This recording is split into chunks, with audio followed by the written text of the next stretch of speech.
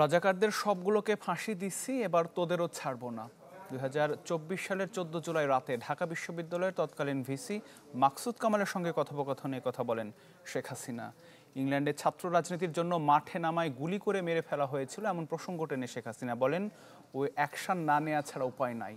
সোমবার দুজনের কথোপকথন ট্রাইব্যুনালে পড়ে শোনান চিফ প্রসিকিউটর। মুক্তিযোদ্ধার সন্তান নাতিপুতিরা কেউ মেধাবী না, যত রাজাকারের বাচ্চারা নাতিপুতি হলো মেধাবী, তাই না? 14 জুলাই 2024 গণভবনের সংবাদ সম্মেলনে শেখ হাসিনার এ বক্তব্যে ফুঁসে ওঠে গোটা বাংলাদেশ।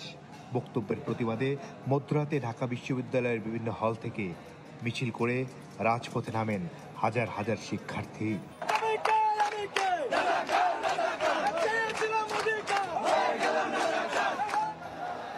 ওই দিন রাত 11টা 28 মিনিট 43 সেকেন্ডে ঢাকা বিশ্ববিদ্যালয়ের তৎকালীন ভিসি মাকসুদ কামালকে ফোন করেন শেখ হাসিনা। এতদিন ফোনালাপের বিষয়টি জানা গেলেও কি কথা হয়েছিল দুজনের মধ্যে তা সামনে আসেনি। সোমবার একটি মামলার সূচনা বক্তব্যে হাসিনা মাকসুদ কামালের কথোপকথন আন্তর্জাতিক অপরাধ ট্রাইব্যুনালে তুলে ধরেন চিফ প্রসিকিউটর।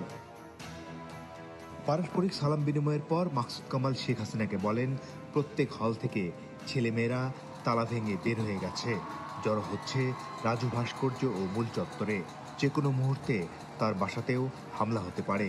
জবাবে শেখ হাসিনা বলেন, প্রয়োজনীয় নিরাপত্তা নেওয়ার নির্দেশ দেওয়া হয়েছে।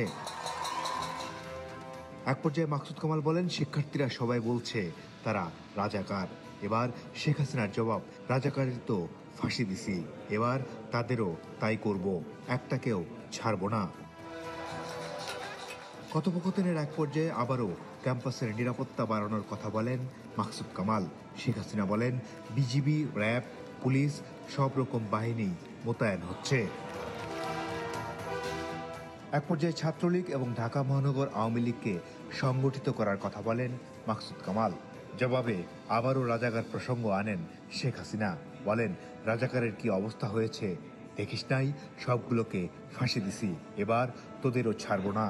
মাকসুদ কামাল বলেন, ঝামেলা মিটে গেলে ধরে ধরে অস্থিরতা সৃষ্টিকারীদের বিশ্ববিদ্যালয় থেকে বহিষ্কার করা হবে।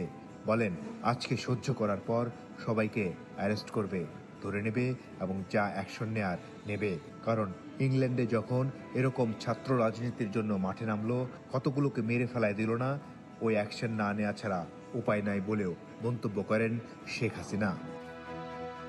ট্রাইব্যুনালের প্রসিকিউশন বলছে, শেখ হাসিনা ও মাকসুদ কামালের কথোপকথনেই পরিষ্কার আন্দোলন দমনে গুলি করা সহ সব রকম নির্দেশনা দিয়েছিলেন তৎকালীন প্রধানমন্ত্রী শেখ হাসিনা। মাসুদুর রহমান, চ্যানেল 24, ঢাকা।